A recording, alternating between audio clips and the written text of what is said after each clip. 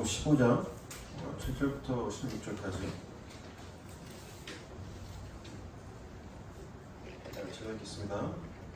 자, 너희가 내 안에 거하고 내 말이 너희 안에 거하면 무엇이든지 원하는 대로 구하라. 그리하면 이루리라.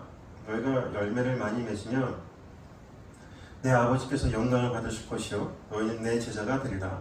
아버지께서 나를 사랑하신 것 같이 나도 너희를 사랑하였으니 나의 사랑 안에 거하라. 내가 아버지의 계명을 지켜 그의 사랑 안에 거하는 것 같이 너희도 내 계명을 지키면 내 사랑 안에 거하리라.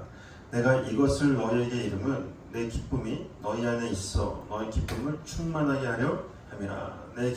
내 계명은 곧 내가 너희를 사랑한 것 같이 너희도 서로 사랑하라 하는 이것이니라. 사람이 친구를 위하여 자기 목숨을 버리면 이보다도 큰 사랑이 없나니 너희는 내가 명하는 대로 행하면 곧 나의 친구라. 이제부터는 너희를 종이라 하지 아니하리니 종은 주인이 하는 것을 알지 못함이라. 너희를 친구라 하였느니 내가 내 아버지께 들은 것을 다 너희에게 알게 하였습니다. 너희가 나를 택한 것이 아니요 내가 너를 택하여 세운다니 이는 너희로 가서 열매를 맺게 하고 또 너희 열매가 항상 있게 하여 내 이름으로 아버지께 무엇을 구하든지 다 받게 하려 함이라. 네. 우리가 지난 시간에 요한복음 15장에서의 그 예수님의 포도나무 비유는 열매를 맺지 못하는 가지는 가만두지 않겠다라며 협박을 하시는 게 아니라고 했었죠. 오히려 그와는 정반대의 이야기라고 했었습니다. 예수님께서 말씀하신 포도나무의 비유는 성도의 그 인생 속에서 하나님께서 어떻게 열매를 맺게 하시는지에 대한 설명인 거였죠. 달리 말하면 창세전 하나님의 언약 곧 약속을 어떻게 이뤄내시는지에 대한 말씀이기도 한 거예요. 그래서 15장 3절에서 예수님께서 이미 깨끗해졌다라며 만류형으로 말씀하시는 것입니다. 그러면 어떤 방식으로 하나님은 열매를 맺게 하신다고 했었죠? 바로 성도의 자기 부인, 곧 이 역사 속 성도의 죽음을 통하여 자기 십자가를 통하여 열매를 맺게 하신다는 거예요. 그게 15장 6절에 불에 던져 사람 살라버리겠다는 말씀인 거죠. 이 세상 속에서 자기만을 위해 살려고 하는 성도의 그 육적 탐심을 제거해 버리시겠다라는 하나님의 일방적인 선언이란 말입니다. 그건 따라서 자신의 삶 속에서 자신의 실체를 바라보면서 나는 날마다 죽노라 라는 사도 바울의 탄성이 동일하게 자신의 삶 속에서 터져나오는 성도는 이미 그 안에 예수가 있는 것입니다. 그 안에 예수가 없는 자는 자신의 실체를 직면하지 못하기 때문에 그런 탄성조차 나오질 않습니다. 절대. 그 안에 예수가 없는 자는 오히려 자신의 그 열심으로 내어놓는 성과물을 하나님 앞에 자랑을 하고 하나님께 인정받기 위해서 열심을 내요. 그런 자들이 누구였습니까? 바로 바리새인들이었단 말입니다. 따라서 여러분이 현재의 삶 속에서 처절한 실패와 자신의 불가능함을 날마다 경험하고 있다면 여러분은 이미 예수 안에 살고 있는 자가 맞는 거예요, 여러분들. 그 실패를 통하여 흐릿하게만 보였던 예수가 점점 선명하게 보여지기에 나에게는 그 예수만이 필요하구나를 절절히 알게 되기 때문인 것입니다. 그러니까 너무 안 된다고 걱정 안 하셔도 돼요. 그게 맞는 것입니다. 예수 안에 있는 자만이 자신의 연약함을 직시할 수가 있게 되는 것입니다. 따라서 성도는 바로 그 자리에서 하나님 앞에 납작 엎드려 예수의 은혜만 구하면 되는 거예요. 그것이 하나님께서 성도에게 바라는 행함인 거지 착한 일, 선한 일, 도덕적인 일, 윤리적인 일, 나의 성수 이런 것들을 많이 해서 내놓는 게 하나님이 원하시는 게 아니라는 거예요. 자, 로마서 5장 5절 한번 볼까요? 로마서 5장 5절. 자, 소망이 우리를 부끄럽게 하지 아니함은 우리에게 주신 성령으로 말미암아 하나님의 사랑이 우리 마음에 부음받음이니 우리가 아직 연약할 때에 기약대로 그리스도께서 경건하지 않은 자를 위하여 죽으셨도다. 자, 우리가 거룩할 때가 아니죠. 우리가 성공했을 때도 아닙니다. 우리가 죄 안 지을 때도 아니에요. 우리가 여전히 연약할 때, 그리고 경건하지 않을 때, 하나님과 원수의 자리에 있을 때 예수 그리스도의 십자가는 나에게 생명으로 다가오게 되는 거예요. 그럼 하나님께서 맺으시는 열매는 어떤 열매인 거죠? 바로 예수라는 열매입니다. 자, 고린도전서 15장 20절 한번 볼까요? 그러나 이제 그리스도께서 죽은 자 가운데서 다시 살아나사 잠자는 자들의 첫 열매가 되셨도다. 사망이 한 사람으로 말미암았으니 죽은 자의 부활도 한 사람으로 말미암는도다. 아담 안에서 모든 사람이 죽은 것 같이 그리스도 안에서 모든 사람이 삶을 얻으리라. 예수님께서 이 역사 가운데로 침투하여 들어오셔서 죽으셨다가 다시 살아나셨다는 것은 잠자는 자들, 곧 죽은 자들의 그 첫 열매가 되셔서 성도들의 부활을 확증해 내신다는 거예요. 여기서 첫 열매, 이게 아파르케아라는 단어예요. 이거 예전에 제가 한번 설명해 드린 적이 있었죠. 이거는 수확물 전체를 대표할 뿐만 아니라 후에 거둘 그 결실까지도 모두 다 포함하는 단어가 바로 아파르케라는 단어예요. 따라서 예수라는 그 열매 안에는 창세전 하나님의 그 택한 자들도 함께 포함되어 있다는 거예요. 거기에 너희는 나처럼 죽어야 산다라는 그 메시지도 담겨 있는 것입니다. 그러니까 여러분이 날마다 나의 죽음을 경험하고 있다면 그게 열매 맺는 삶인 거예요. 그러니까 뭔가 거룩해지고 훌륭해지고 이런 게 아니라니까요, 여러분들.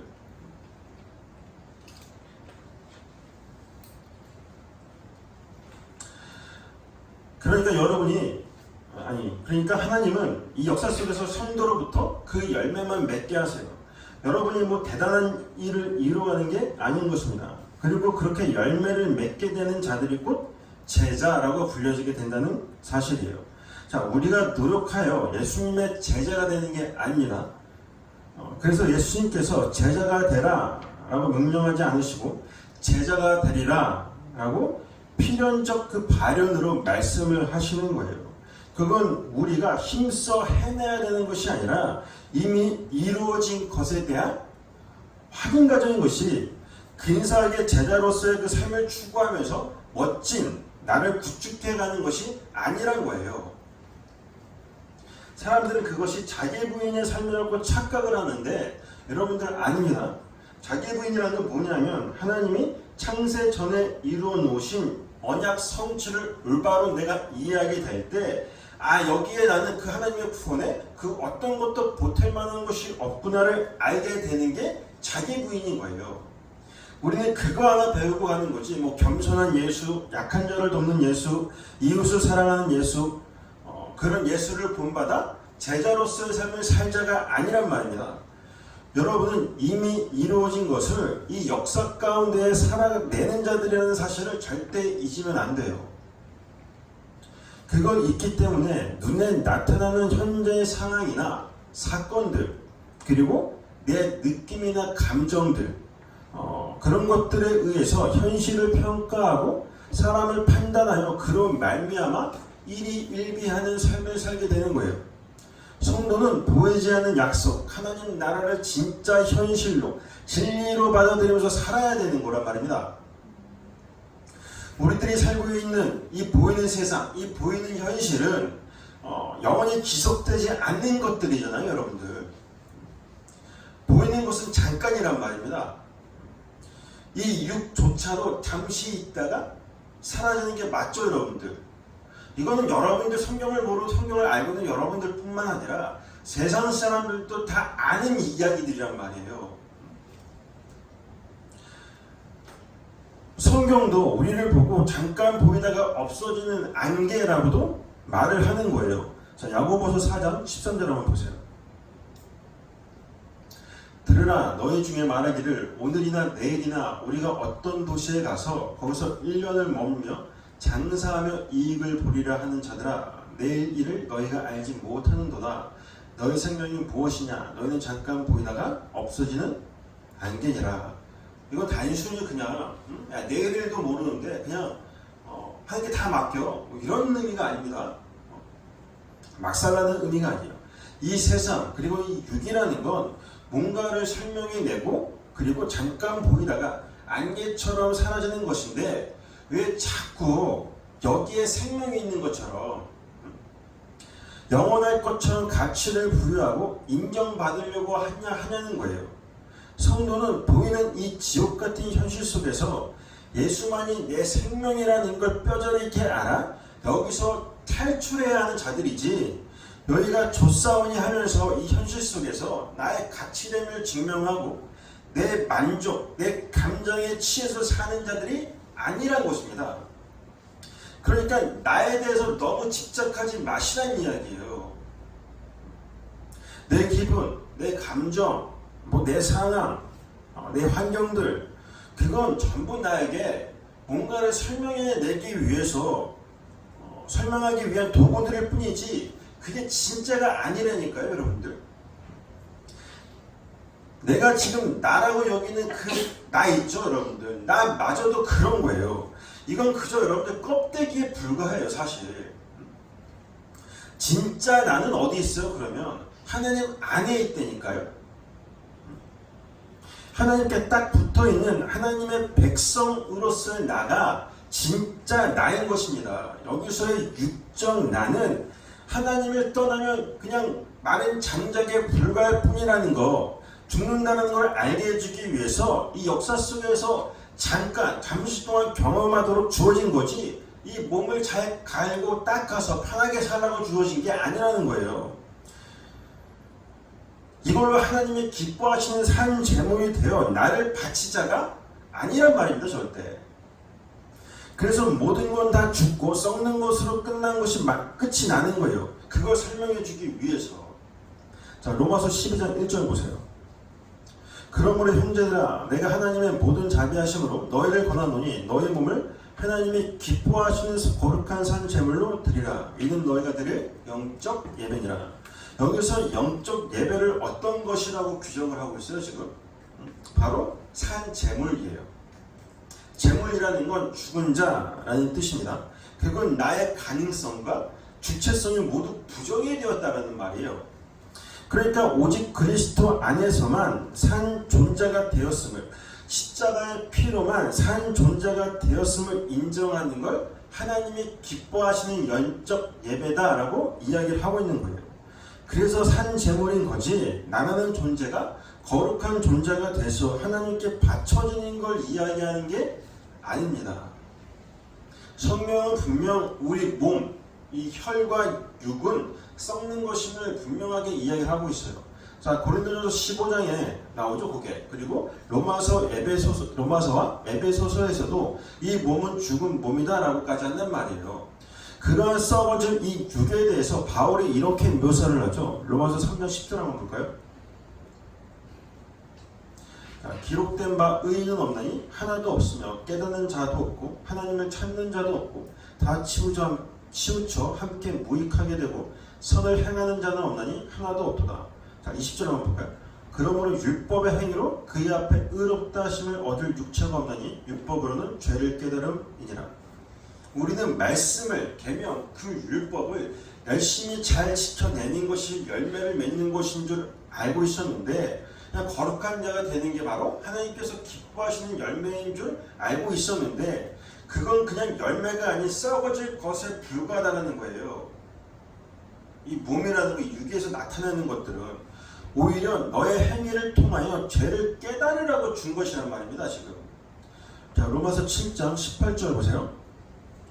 내 속 곧 내 육신에 선한 것이 거하지 아니하는 줄을 아노니 원함은 내게 있으나 선을 행하는 것은 없느라. 내가 원하는 바 선은 행하지 아니하고 도리어 원하지 아니하는 바 악을 행하는도다. 이렇게 인간은 썩어질 몸에 갇혀있는 한 하나님이 원하시는 그 어떤 꽃도 피울 수 없고 열매를 맺을 수도 없는 자들이라는 거예요. 그것이 바로 이 사락스라고 하는 거죠.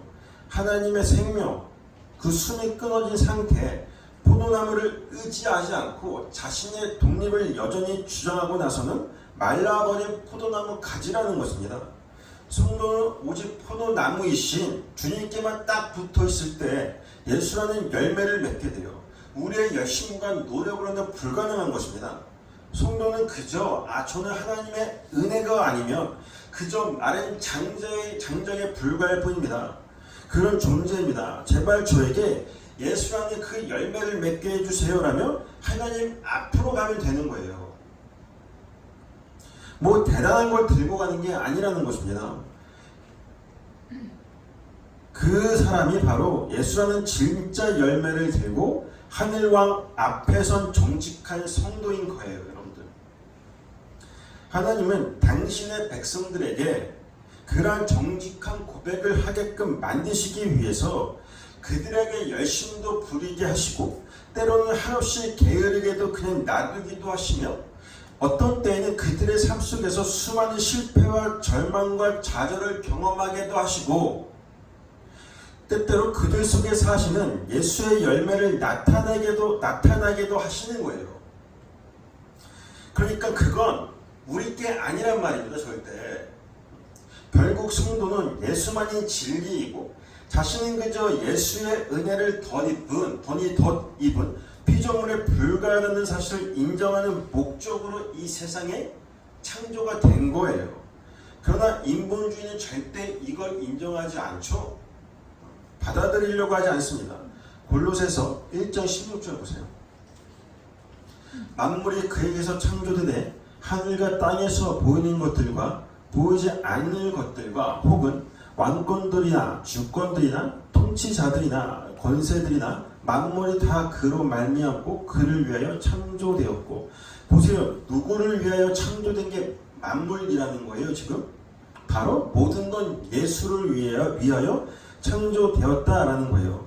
우리가 아닙니다. 나란 존재를 위해서가 아니란 말이에요. 지금 우린 이렇게 예수에 의해서 예수를 드러내기 위해서 창조가 된 피조물임을 깨닫고 하나님의 그 자리에서 내려와 제단 아래에서 하나님의 그 영광과 은혜를 찬송해야 하는 자들인 거예요. 그게 바로 산 제물이 되는 것입니다. 그리고 그게 열매 맺는 포도나무 가지인 거예요, 여러분들. 자, 오늘 본문으로 돌아가서 15장 9절을 보시면 예수님께서 나의 사랑 안에 거하라 라고 말씀을 하세요. 그리고는 그 사랑 안에 거하는 것이 어떤 것인지에 대해서 10절에 또 친절하게 설명을 해 주시죠. 어떻게 하면 예수님의 그 사랑 안에 거하게 된다라고 말씀을 하시죠?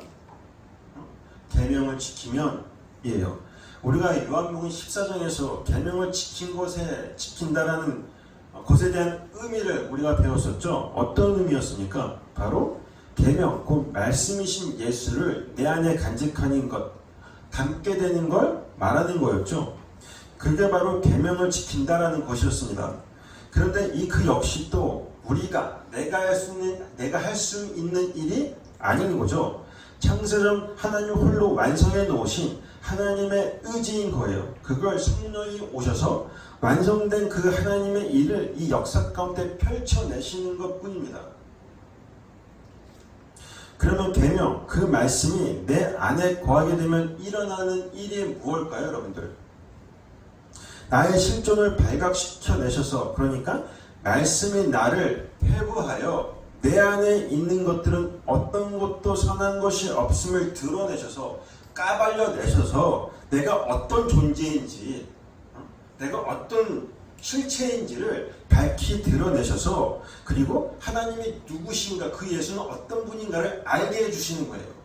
그러니까 어둠을 통하여, 없음을 통하여 그 있음을 발견해내게 하시는 거예요. 그 빛이 뭔지를. 나란 존재는 하나님을 결코 사랑할 수 있는 자가 아니구나. 나로서는 불가능하구나. 나는 포도나무에 딱 붙어있지 않으면 그저 마른 땔감에 불과하구나 라면 나는 생명이신 예수에게만 딱 붙어있을 때 산자가 될 수 있다라는 걸, 그것이 바로 하나님 나라라는 걸 깨닫게 되는 걸 말하는 것입니다. 그게 바로 나의 계명을 지키는 자는 사랑 안에 거하게 될 것이라는 말씀이라고 합니다. 그게. 그럼 오늘 본문 12절과 13절에 내가 너희를 사랑한 것 같이 너희 역시도 친구를 위하여 목숨을 버릴 만큼 서로 사랑하여야 한다는 그 말씀은 어떤 의미일까요, 여러분들? 단순히 서로 목숨을 내어줄 만큼 사랑해야 한다라는 뭐 그런 이야기일까요, 이게?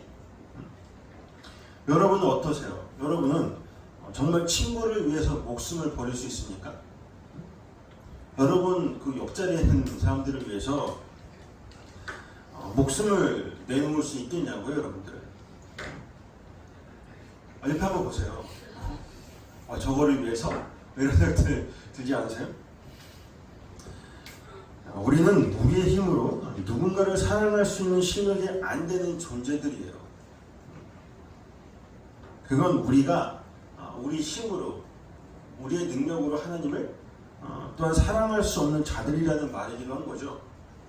왜냐하면 먼지인 피조물이 창조주이신 하나님을 스스로 인정하는 것, 인식하는 것 자체가 불가능하기 때문에 그래요. 그럼 내가 친구를 사랑한다든가 하나님을 사랑한다든가 하는 것은 있을 수가 없는 이야기입니다.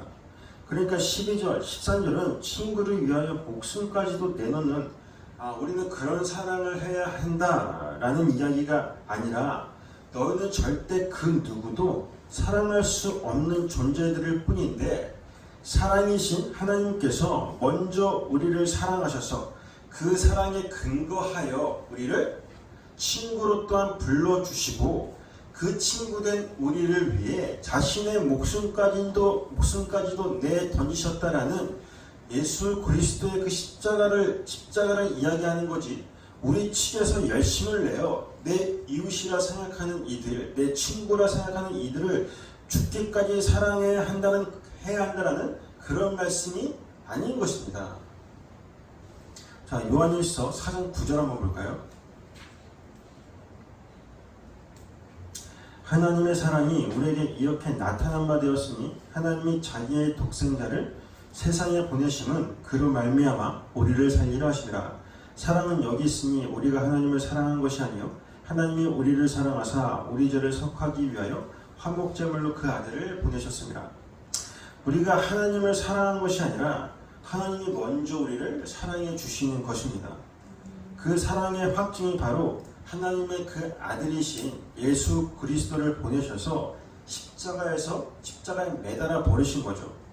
그러니까 십자가는 단순히 예수가 나를 구원하시기 위해서 죽으셨대 뭐 그런 정도가 아니라 하나님의 사랑이 뭔지를 알게 해주는 거예요. 그러니까 내 구원을 위한 반편으로 십자가를 내 도구로 삼으면 안 되는 거예요. 그렇게 하나님의 사랑이 뭔지를 깨닫게 된 자들은 우리가 하나님을 사랑한 게 아니요 하나님이 우리를 사랑한 것임을 인생을 통해서 살아내면서 고백하게 되는 거예요. 그래서 그 사랑을 받은 자들은 그 사랑에 의하여 자신은 날마다 죽은 자라는 것이 드러나고 오직 그리스도의 은혜만 전적으로 의존하게 되는 것입니다. 그게 바로 하나님의 사랑 안에 거하게 되는 거잖아요. 그렇게 의존하게 될 때 하나님께서 그래 네가 날 사랑하는구나로 여겨주시는 거예요. 우리가 뭘 사랑하는 게 아니라 하나님의 그 사랑이 뭔지를 올바로 이해하고 성령을 통해서 깨닫게 되면 그 말씀이 내 안에 들어와서 하는 일이잖아요. 깨닫게 되면 하나님의 사랑은 이런 거구나를 알면 나라는 존재는 어떤 반응을 일으키겠냐고요, 여러분들. 그 사랑 안에서 그냥 바짝 엎드리는 것밖에 할 수가 없어요. 그러한 자들을 가리켜서 하나님께서 그래 네가 내 친구고 네가 내 이웃이지 네가 날 그렇게 사랑하는구나로 여겨주시는 거라니까요. 로기조마이. 그러면 그게 성경에서 말하는 바로 서로 사랑인 거예요, 여러분들. 바로 하나님과 하나님 백성 간의 사랑이란 말입니다. 따라서 성경에서 말하는 그 서로 사랑이라는 건 뭐냐면 내가 하나님을 열렬히 사랑하는 게 아니라 하나님 쪽에서 반 그리고 내 쪽에서 반 이렇게 서로 사랑이라는 것을 내놔서 서로 사랑하는 게 아니라 하나님이 100% 내어놓는 그 사랑으로 인하여 하나님의 사랑이 뭔지를 깨달아 내 안에서 고백하게 되는 거야. 하나님께서 날 사랑하시는군요를 고백하는 걸 말하는 거예요. 그리고 그런 하나님의 사랑이 근거되어 또 누군가를 진짜 사랑하게 되는 거지. 우리가 생각하는 누군가를 열렬히 사랑하는 그런 감정적인 차원의 사랑이 아니란 말입니다. 절대. 요한일서 14장 11절 밑에 보면, 자, 사랑하는 자들아, 하나님이 이같이 우리를 사랑하였은즉 우리도 서로 사랑하는 것이 마땅하도다. 하나님께서 우리에게 그 아들을, 말씀을 너희 안에 둬서 사랑이 뭔지를 올바로 알게 해주셨는데, 우리 역시 하나님의 그 사랑을 입었기에 하나님을 사랑하는 게 당연한 거 아니냐? 라고 지금 물어보고 있는 거예요. 사도 요한은. 그건 너희들이 노력해서 그렇게 되는 것이 아니라 하나님의 사랑을 입은 성도에게서 나오는 당연한 반응이라는 거예요. 이건. 자, 12절. 어느 때나 하나님을 보는 사람이 없을 때. 보세요. 우리는 우리의 능력으로 하나님을 인식할 수가 없더라는 거예요.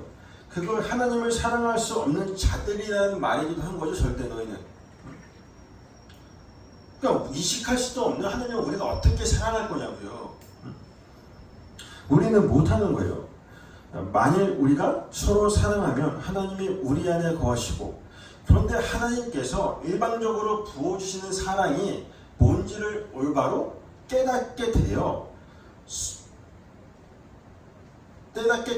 그게 바로 서로 사랑이라는 거고, 그게 바로 하나님이 우리 안에 거한다는 증거가 되더라는 거예요.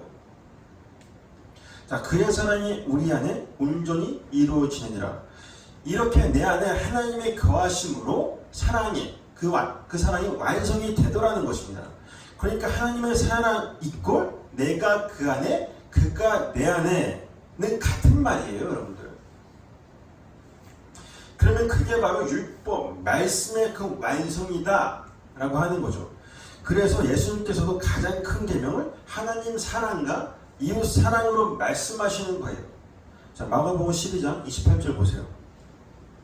서기관 중 한 사람이 그들이 변론한 것을 듣고 예수께서 잘 대답하신 줄 알고 나와 묻되 모든 계명 중에 첫째가 무엇이니까? 예수께서 대답하시되 첫째는 이것이니 이스라엘아 들으라. 주곧 우리 하나님은 유일한 주시라. 내 마음을 다하고 목숨을 다하고 뜻을 다하고 힘을 다하여 주 너의 하나님을 사랑하라 하신 것이요. 둘째는 이것이니 내 이웃을 내 자신과 같이 사랑하라 하신 것이라. 이보다 더 큰 계명이 없느니라. 서기관이 이르되 선생님이여 옳소이다. 하나님은 한 분이시오. 그 외에는 다른 이가 없다 하신 말씀이 참이니이다. 또 마음을 다하고 지혜를 다하고 힘을 다하여 하나님을 사랑하는 것과 또 이웃을 자기 자신과 같이 사랑하는 것이 전체로 드리는 모든 번제물과 기타 제물보다 나으니이다. 예수께서 그가 지혜 있게 대답하시는 것이고 이르시되 내가 하나님의 나라에서 멀지 않도다 하시니 그 후에 감히 묻는 자가 없더라. 서기관은 율법을 전문적으로 연구하고 가르치는 사람을 서기관이라고 했어요. 서기관이 예수님께 물어봐요. 율법을 연구하고 가르치는 사람이 모든 계명 중에 가장 첫째가 되는 계명이 뭡니까? 라고 물어보죠. 그랬더니 예수님께서 29절과 30절에 자, 마음과 목숨과 뜻과 힘을 다하여 주 너의 하나님을 사랑하라. 그리고 내 이웃을 내 자신과 같이 사랑하라 라고 말씀을 하시죠. 그런데 그 앞에 뭐가 붙어 있어요, 여러분들? 그 앞에 주곧 하나님은 유일한 주시라가 붙어 있어요, 지금. 그럼 여기서 주라는 건 어떤 의미예요? 주인이라는 거잖아요, 이 주라는 건. 그러니까 이 계명을 주신 하나님이 바로 이 세상의 주인이다 라는 그런 말이죠.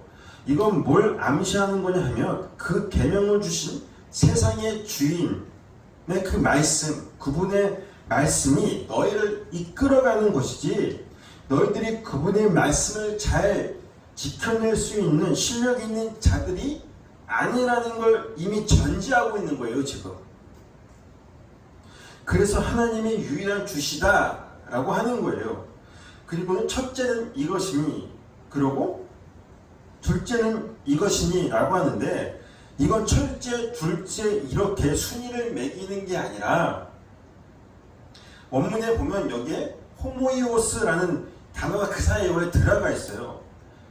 여기 그 단어가 한글 성경에 지금 빠져 있거든요. 그게 둘째도 이와 같으니예요. 마태복음은 제대로 번역이 되어 있거든요. 그러니까 그 첫째 다음에 둘째가 아니라 첫째와 둘째는 같다예요. 그러면 그 첫째는 뭡니까? 바로 주 너의 목숨을 다하고 뜻을 다하고 힘을 다하여 하나님을 사랑하라 라는 것이고, 둘째는 뭐예요? 내 이웃을 내 몸과 같이 사랑하라 예요. 그러니까 하나님 사랑과 이웃 사랑은 뭐라는 거예요? 같다라는 거죠. 지금 같은 거예요. 그렇게 이야기를 했더니 서기관이 또 뭐라고 이야기를 해요? 아, 선생님 그렇군요. 맞습니다. 이렇게 이야기를 해요. 그렇군요. 하나님은 한 분이시고 그 외에 다른 이가 없다 하신 말씀이 참입니다. 이게 알레테이야, 진리입니다 라고 이야기를 하는 거예요. 또 마음을 다하고 지혜를 다하고 힘을 다하여 하나님을 사랑하는 것과 또 이웃을 자기 자신과 같이 사랑하신 것이 전체로 드리는 모든 번제물과 기타 제물보다 낫습니다 라는 말을 해요. 지금 서기관이, 율법을 연구했던 서기관이. 여기서 말하는 전체로 드리는 모든 번제물과 기타 제물이라는 건 제사 전체를 이야기하는 거예요. 제사 의식부터 시작해서 율법, 이 전체를 이야기하는 거예요. 그러니까 그것보다 하나님을 사랑하는 것과 이웃 사랑하는 것이 낫습니다. 지금 라고 이야기하는 거예요. 율법을 연구했던 서기관이. 자, 다시 잘 보면 서기관이 뭘 물어봤어요? 처음에 계명 중에 첫째가 뭡니까? 우리가 뭘 지켜야 됩니까? 어떤 율법을 어떻게 잘 지키면 우리가 영생을 얻습니까? 이런 질문이란 말이에요. 서기관이 했던 질문 자체가 원래. 그러면 그 뜻이 뭐예요? 뭐가 중요한 건지 나에게 순서만 가르쳐주면 그 순서대로 잘 지켜볼게요. 이런 의도가 그 안에 지금 숨어 들어가 있는 거예요. 지금. 그런데 예수님이 뭐라고 그러냐면, 야, 하나님이 주인이야. 하나님이 주인이야. 그리고 계명은 그분의 말씀이기 때문에 라고 하신단 말이에요. 그러니까 복음이 우리를 살리는 거지, 우리가 복음을 받아들여 지켜서 우리가 살아나는 게 아니라는 것입니다. 하나님의 계명이 우리를 덮쳐서 우리를 살리는 거지, 우리가 계명을 잘 지켜서 우리가 살아나는 게 아니라는 거예요. 이게 큰 착각이에요. 지금의 기독교에. 우리가 지켜서 살아나는 게 아니라 하나님이 덮쳐온 거라니까요. 아무것도 한 것도 없고 행할 일도 없을 때 하나님이 그냥 당신의 그 은혜, 그 사랑으로 덮쳐서 우리를 살려내신 거예요. 그게 바로 새 언약이란 말입니다. 그랬더니 이 율법사가 그걸 알아먹은 거예요. 그러면서 뭐라 그러냐면, 모든 제사와 율법 지킴보다 하나님 사랑하는 것이, 그리고 내 이웃을 내 몸과 같이 사랑하는 것이, 그게 참이군요. 그게 진리군요. 그게 진짜이군요. 이게 무슨 말이냐 하면, 그 율법 계명을 주신 하나님과 화목하는 게 그분과의 그 사랑의 관계를 유지하는 게 중요한 거지, 내가 계명을 지킨다거나 아니면 그 율법을 지킨다거나 하는 이게 중요한 게 아니군요를 고백했더니 예수님께서 그래 네가 하늘나라에서 멀지 않구나 라고 칭찬한 거란 말이에요. 지금. 자, 누가복음으로 가면 똑같은 사건이 하나 더 등장을 하죠. 누가복음 10장으로 한번 가보세요. 25절입니다. 어떤 율법 교사가 일어나 예수를 시험하여 이르되, 선생님 누가 무엇을 하여야 영생을 얻으리이까? 자, 똑같이 율법 교사가 나와요. 여기서도 서기관이 등장을 합니다. 예수께서 이르시되 율법에 무엇이라 기록되었으며 내가 어떻게 읽느냐? 대답하여 이르되 내 마음을 다하고 목숨을 다하며 힘을 다하며 뜻을 다하여 주 너희 하나님을 사랑하고 또한 내 이웃을 내 자신같이 사랑하라 하였나이다. 이거 보세요. 이들이 모르는 게 아니에요. 다 알아요. 다 알아요. 예수님과 똑같이 대답을 하고 있잖아요. 지금. 예수께서 이르시되 내 대답이 옳도다 이를 행하라 그러면 살리라 하시니 그 사람이 자기를 옳게 보이려고 예수께 여짜오되 이래 그러면 내 이웃이 누구입니까? 보세요. 율법사들 서기관들이 이렇게 전부 자기는 지킬 수 있다라는 것을 전제를 하고 들어와요 지금. 그런데 하나님이 이런 일을 가리켜 독사의 자식이다 그랬어요. 니들의 아비는 마귀야 이렇게 얘기했다니까요. 30절 예수께서 대답하여 이르시되 어떤 사람이 예루살렘에서 여리고로 내려가다가 강도를 만나매 강도들이 그 옷을 벗기고 때려 거의 죽은 것을 버리고 갔더라. 마침 한 제사장이 그 길로 내려가다가 그를 보고 피하여 지나가고 또 이와 같이 한 레위인도 그곳에 이르러 그를 보고 피하여 지나가되 어떤 사마리아 사람은 여행 중에 거기 이르러 그를 보고 불쌍히 여겨 가까이 가서 기름과 포도주를 그 상처에 붓고 싸매고 자기 짐승에 태워 주막으로 데리고 가서 돌보아주고 그 이튿날 그가 주막 주인에게 데나리오 둘을 주며 이르되 이 사람을 돌보아주라 비용이 더 들면 내가 돌아올 때 갚으리라 했으니 내 생각에는 이 세 사람 중에 누가 강도 만난 자의 이웃이 되겠느냐 이르되 자비를 베푸는 자이니이다. 예수께서 이르시되 가서 너도 이와 같이 하라시니라. 자, 여기에 누가 강도 만난 자의 이웃이냐라는 이 어구가 이 비유를 푼 핵심 키라고 했었죠. 율법사가 어떻게 영생을 해 얻습니까? 어떤 게 제일 큰 계명입니까? 라고 묻자 예수님께서 오히려 율법에는 뭐라고 되어 있니? 라고 물으세요. 그러자 하나님을 목숨 걸고 사랑하고 내 이웃을 내 몸처럼 사랑하라고 했습니다. 라고 말을 해요. 그러자 예수님께서 야 네가 그걸 잘 알고 있구나. 그럼 그와 같이 가서 행하라 라고 말씀을 하시는 거죠 지금. 그랬더니 뭐라 그래요? 서기관이 율법교사가 예 그래요 제가 가서 행하겠습니다. 그러면 누가 이웃인지 가르쳐 주세요 라고 물어보자 그때 예수님께서 뭐라고 물으시냐면 누가 강도 만난 자의 이웃이냐 이랬단 말이죠. 그러니까 뭐예요? 누가 내 이웃입니까? 라고 물었더니 그 자리에 강도 만난 자를 딱 띄워놓으셔서 누가 강도 만난 자의 이웃이냐 라고 묻는 거예요. 그건 예수님께서 이 율법 교사를 강도 만난 자의 자리에 지금 끼워 넣으시는 거죠. 맞죠? 다 들었던 얘기잖아요 여러분들. 무슨 말이냐면 너는 지금 네가 하나님을 사랑하고 이웃을 사랑하는 걸 실행하라 라고 했더니 그걸 지금 네가 행할 수 있을 것처럼 말을 하고 있는데 너는 그저 강도 만난 자야. 그리고 헤미다네스 거반 죽은 자다.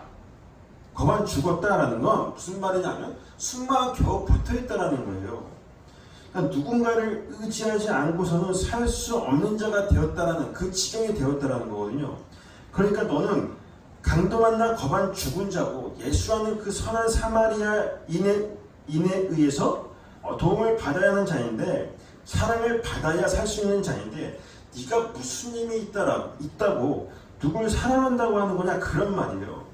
너도 이와 같이 가서 해라 라는 말은 가서 예수님에게 사랑을 받아야 영생을 얻을 수 있어 이런 말이에요. 지금 너는 그저 사랑받는 그 자리로 내려가 예수의 그 은혜만 구해야 되는 게 맞는다 라는 이야기예요.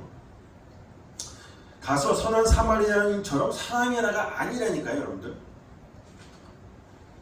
그러니까 성경은 항상 내가 그러니까 내가 나라는 존재, 내가 인간이 이 주인공이 되어서 내가 어떤 선하고 착한 일을 행할까 이렇게 접근을 하면 다 율법 교사처럼 성경을 보는 거예요. 서기관들처럼 성경을 보는 것입니다. 이렇게 해라 라고 했으니까 거기 가서 하겠다라는 거예요. 그게 아니잖아요 성경은. 그러면 여기에서 지금 진짜 이웃은 누구예요? 우리의 이웃이 누구냐고요 여러분들. 여러분들의 이웃은 누굽니까? 바로 강도 만난 자의 이웃, 바로 선한 사마리아인이잖아요. 그럼 선한 사마리아인은 누구? 바로 예수. 그러면 주 너의 하나님을 사랑하고 네 이웃을 네 몸처럼 사랑하라라는 이게 두 계명이에요? 그럼 한 계명이에요 여러분들? 한 계명이죠. 왜? 여기서 말하는 이웃은 바로 예수이기 때문에. 그러니까 하나님과 하나님이 보내신 예수를 사랑하라가 계명인 거예요 원래. 그러면 여기서 말하는 사랑하라는 계명은 뭐예요? 가서 하나님을 열렬히 사랑하라는 거예요 지금? 아니잖아요. 먼저 나를 당신의 이웃이요 친구로 불러주셔서 이제 내 이웃 친구가 대신 예수님을 사랑하게 된다는 거예요. 쉽게 말해 예수의 사랑을 덧입어 사랑하게 된 성도들은 이제 그 사랑을 근거로 하여 하나님과 그 아들 예수를 아주 당연하게 사랑하게 되는 걸 말하는 거예요. 내 자발적 의지로 사랑하는 게 아니라. 사실 이웃, 친구, 제자 이건 다 똑같은 말이에요 여러분들. 그래서 오늘 본문 13절에 예수님께서 사람이 친구를 위하여 자기 목숨을 버리면 이보다도 큰 사랑은 없다 라고 하시고는 내 말대로 하면 너희는 내 친구다 라고 하시는 거예요. 내 말대로 한다는 건 계명 지킴을 이야기하는 거죠. 바로 하나됨을 이야기하는 거예요.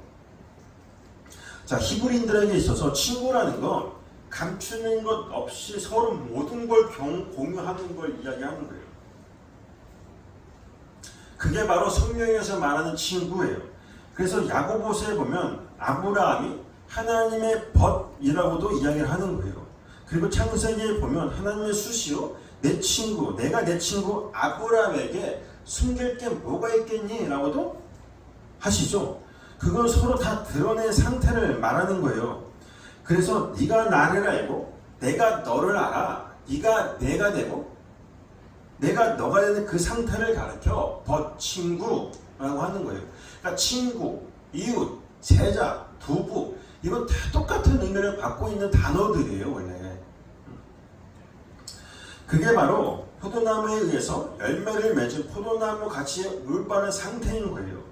바로 그리스도의 연합, 바로 하나됨인 것입니다. 그게.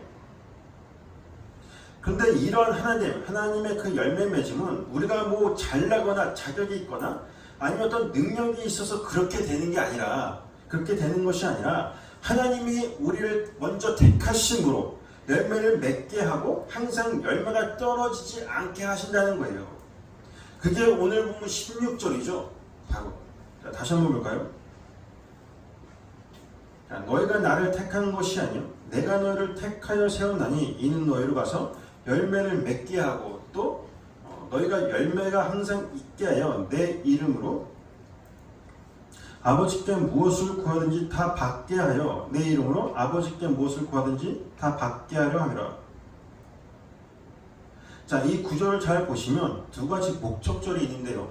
하나는 선택과 열매와의 관계, 즉 하나님의 선택은 열매를 맺게 하기 위함이라는 목적에 대해서 기술을 하고 있고, 두 번째 목적절은 첫 번째 목적절의 그 지배를 받는 종속 결과절로서 하나님께서 반드시 열매를 맺게 하실 것이므로 그렇게 하나가 된 친구가 된 그들이 하는 모든 기도는 다 이루어질 것임에 대한 기술인 거죠 지금. 그 두 목적절은 하나님의 선택이라는 단어에 다 걸려 있는 거예요 지금.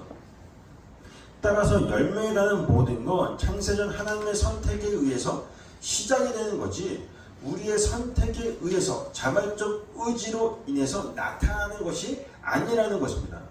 자, 여기서 너희들이 기도하면 다 들어줄 게가 아니라고 했었죠 이건. 우리가 구하는 모든 건 결국 너희를 다 죽여내는, 다른 말로 자기 부인이라는 그 십자가로 내몰아간다는 것이었잖아요 이게.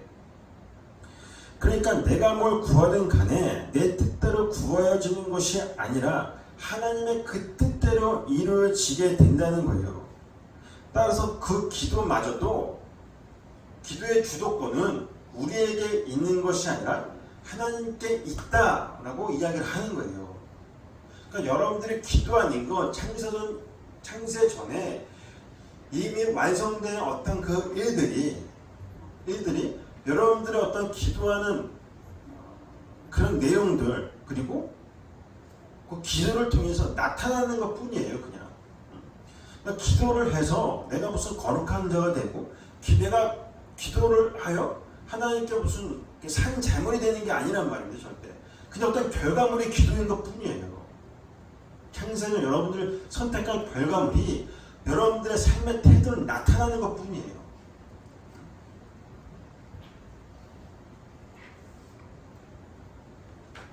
그러니까 내가 뭘 구하든 간에 내 뜻대로 구해지는 것이 아니라 하나님의 뜻대로 이루어지게 된다는 거예요.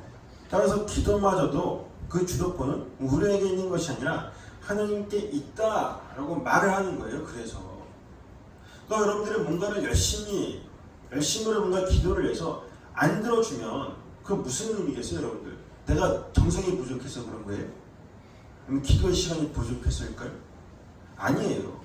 이미 그건 여러분들이 필요 없다라는 반증인 거예요, 그냥.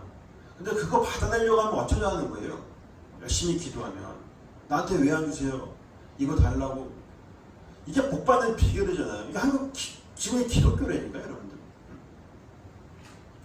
그러니까 기도를 통해서 뭔가가 나에게 주어졌으면 내 기도를 통해서 그게 주어진 게 아니라 이미 하나님께서 준비해 두신 그것이 그 기도를 통해서 이렇게 나타나는 것 뿐이에요. 그러니까 기도는 하나의 도구인 것 뿐인 것입니다. 그래서 그러면 이것도 안 들어줘서 하나님이 하시는 거고 안 들어줘도 하나님이 하시는 거고 들어줘도 하나님이 하시는 거라는 걸 인정하게 되는 거예요. 성도는.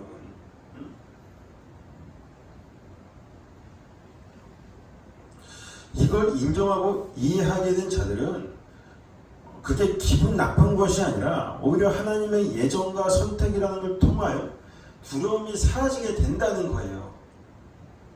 내가 나를 볼 때에는 절대 구원이 있을 수 없는 것 같은데, 그리고 나는 구원받아서는 안 될 존재인 것 같은데 모든 것이 하나님의 그 전적인 은혜에 달린 것임을 깨닫게 되니까 당연히 내가 나를 바라보면 두렵죠. 힘들죠. 어렵죠. 근데 하나님의 은혜가 나를 살렸구나를 거기에 전적으로 의지하게 되면 나는 기뻐할 수밖에 없는 거예요.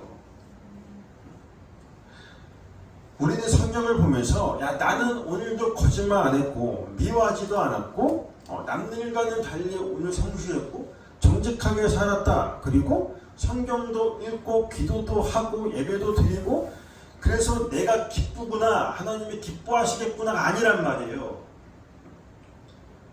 그건 내가 또 뭔가를 해서 기쁜 거잖아요. 그리고 사실 우리는 그런 거 겨우겨우 하잖아요, 여러분들.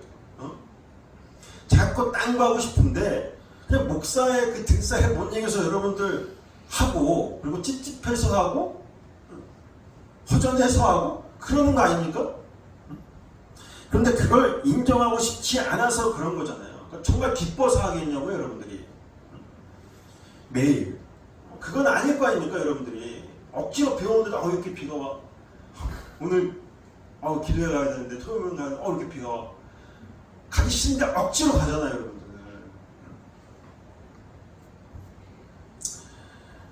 성도의 기쁨은 그러니까 그런 것에서 찾는 것이 아니라 왔는데 또 나 이렇게 또 왔구나. 역시 주님은 친절 이런 게 아니라 나는 생명 없이 그저 불살라져 버릴 마른 가지일 뿐인데 하나님의 그 은혜로 말미암아 꽉 붙어있게 돼서 그 생명을 공급받고 있는 자임을 절절히 깨닫게 되는 걸 말하는 거예요. 그걸 깨닫게 하는 자리가 바로 예배의 자리고 기도의 자리인 거예요. 그냥 또 도구로 그거 왔다고 해서 기쁜 게 아니라 내가 뭐 했다고 해서 하나님께서 기뻐하고 또 내가 그 기쁨을 찾는 게 아니라 그래서 뭐 했고 뭐 안 했고가 중요한 게 아니라 뭘 해서도 예수의 은혜를 그리고 뭘 안 해서도 예수의 은혜를 발견할 수 있는 자들이어야 하는 것입니다. 거기에 말씀과 기도가 도구가 되어지는 것 뿐이에요, 여러분들. 여러분, 기독교는 우리의 안됨을 통하여 하나님의 그 선하심을 증거해내는 것이 기독교인 것입니다. 하나님의 은혜를 밝히 드러내는 거예요. 그러니까 우리는 계속해서 가짜로 들통나고 하나님만이 진짜, 참이다, 진리다 라는 게 자꾸 드러나야 되는 거예요. 그러니까 여러분의 삶은 가짜인 게 맞는 거예요. 그래서 그러니까 자꾸 진짜인 척 하니까 있는 거라니까요, 여러분들이. 나는 대체 왜 이렇게 진짜가 안 되는 거야? 나는 왜 자꾸만 가짜인 것처럼 이렇게 행색을 하는 거야? 왜 진짜인 것처럼 하는 가짜 행색을 하는 거야? 나 진짜가 되고 싶어. 아니라니까요, 여러분들. 그거 가짜가 맞다니까요. 그리고 그 가짜임을 내가 인정하는 게 하나님께서 원하시는 성도의 태도인 거예요. 진짜 태도. 그게 바로 성도의 신앙생활인 것입니다. 막 살라는 말이 아니에요. 절대. 수쳐가면 수쳐가면서 하나님 이야기하고 여기서 모여갖고만 하나님 찌꺼리고 이런 이야기 하는 게 아니라니까요, 여러분들.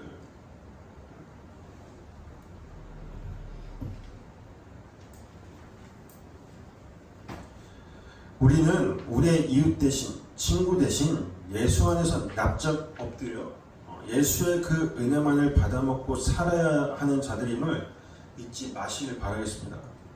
그것이 바로 포도나무에서 열매 맺는 포도나무 가지의 올바른 태도인 거예요. 그러니까 너무 나를 붙들고 여러분들 힘들어하지 마세요. 그냥 인정하고 수긍하고 내려놓으면 되는 겁니다. 하나님의 은혜만을 넙적넙적 덥석덥석 이렇게 받아버리면 되는 거예요. 성경은 늘 똑같은 말만 합니다. 무슨 말? 힘 빼라고. 아시겠죠? 자, 기도하시겠습니다.